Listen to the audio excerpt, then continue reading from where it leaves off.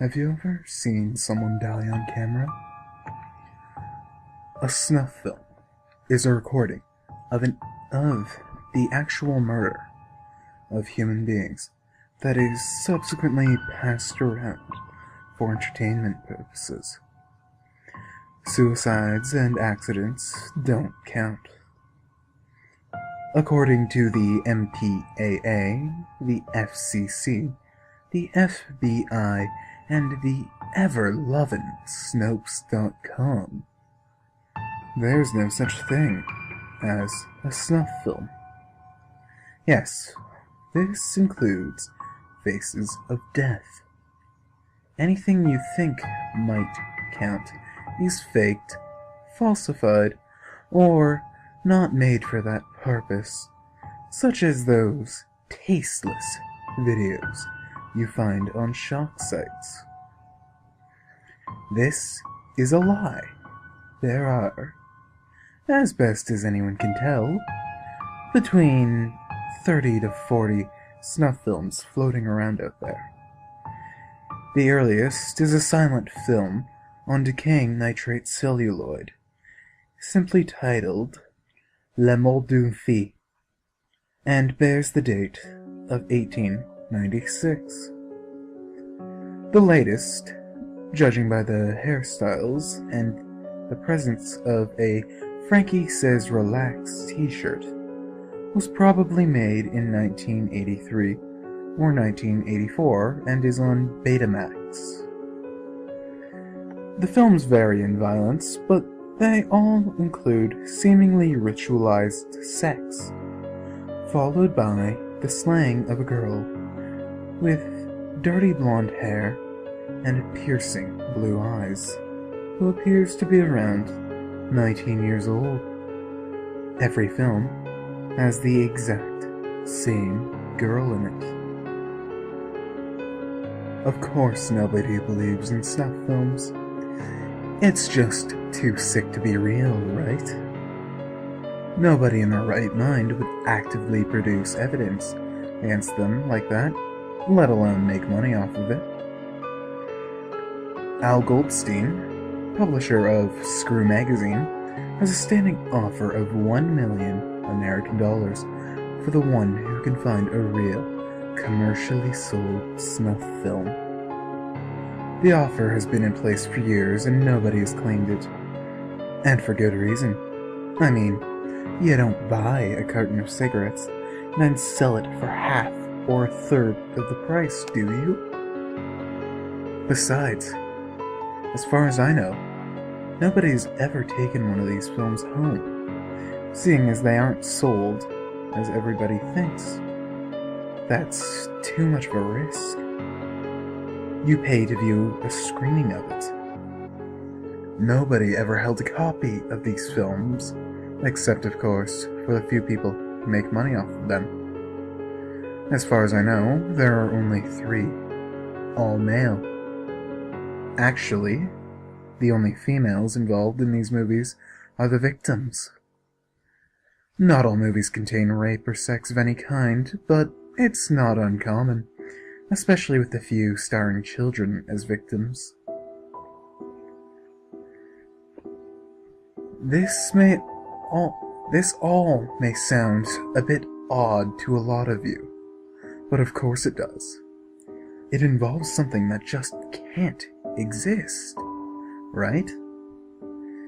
It is, though, very hard to attend one of these screenings. You need to be invited, and everyone who's ever been invited has been invited by personal mail, i.e. not via the postal office. The letters are apparently drenched in some chemical that makes the paper dissolve after a certain amount of time outside the envelope, possibly in contact with air or light, I don't know. All I know is that these people are clever, and they take their measures. If they knew who I am, they'd surely kill me, maybe even make me into a movie star. Then I'd be shown in their little cinema. It's quite a dark place, seeing as the only lights are candles situated around the screening room. The entrance to the Snuff Cinema is that of a decrepit old factory, reminiscent of a slaughterhouse. The letter would have short instructions as how to get to the screening room. The projector itself, apparently hooked to a recently bought DVD player, is powered by a car battery. I've been told that they used to use a small gas engine back in the 30s. The chairs are the same old tables that were once used as slaughter benches. As soon as the screening is over, all the guests, maximum 10 or so, are threatened to leave immediately through 3 different exits with 30-minute intervals. The exits are different from the entrance as they lead to underground tunnels, probably old sewers, that lead to back alleys in different parts of the city. The crew, i.e. the people with the films, quickly vanish, probably through a 4th exit. If you manage to find the screening room after a screening, you wouldn't know it was ever used for anything like that. It looks just like a walk-in freezer with white walls, meat hooks still in the ceiling, and of course the tables, still with obvious marks of old dried blood.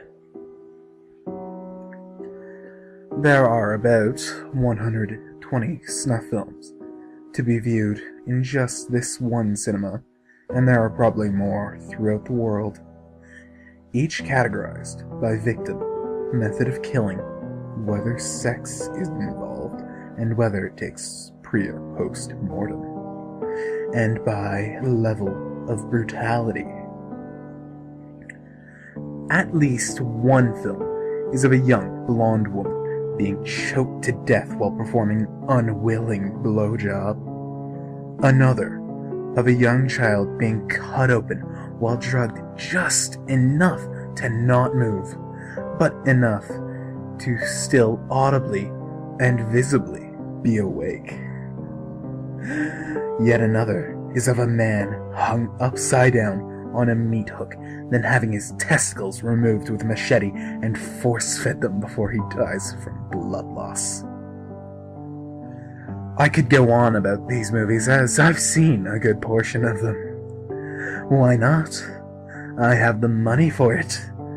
The goriest film I've ever seen was that of a middle-aged, dark-haired woman with her hands, feet, arms, and legs amputated while drugged, then sewn them crudely back on at the wrong extremities. The next cut showed her wriggle in terror as she tried standing up on her armed feet until she collapsed and vomited. A door behind her opened and a male figure swung an aluminum baseball bat at her head. On impact, the head bent and she let out a gurgling cry before going limp and silent. The angle of the camera changed and the man hit her head again, this time bursting it open with debris of brain matter. A crying child was then seen eating her eyes. It was the most satisfying movie I ever made.